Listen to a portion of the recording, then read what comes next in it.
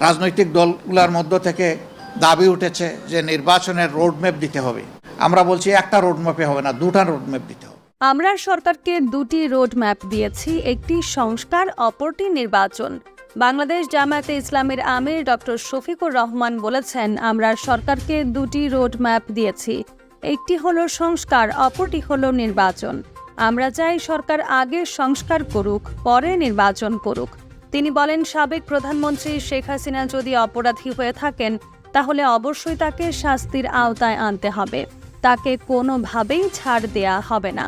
শনিবার ২৮ সেপ্টেম্বর রাত ১০টার দিকে টাঙ্গাইল সদর উপজেলার করটিয়া ইউনিয়নের করের বেতকা এলাকার কক্সবাজারের চকরিয়ায় নিহত সেনা কর্মকর্তা তানজিম সারোয়ার নির্জনের বাসায় তার পরিবারের সঙ্গে সাক্ষাৎ শেষে সাংবাদিকদের তিনি এসব কথা বলেন। এই সময় তিনি বলেন, সাবেক প্রধানমন্ত্রী যিনি দেশ থেকে চলে গেছেন, অনেকে বলে পালিয়ে গেছেন। আসলে পালিয়ে যাওয়া কোনো ভালো জিনিস না। আমি বলি উনি চলে গেছেন। উনি চলে যাওয়ার পর আবার মাঝে মাঝে শুনি যে উনি ঢুকবে।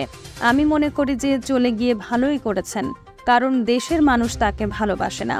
যেহেতু দেশের মানুষ ভালোবাসে না, সেহেতু জোর করে আবার ক্ষমতায় বসা বুদ্ধিমতির কাজ হবে বলে আমি মনে করি না। তিনি আরও বলেন, সেনা কর্মকর্তা তানজিম সারোয়ার খুবই ভালো মানুষ ছিলেন। তার পরিবারের সঙ্গে কথা বলে জানলাম আসলে সে সেনাবাহিনীতে যোগদান করেছিল জীবন বাজি রাখতেই।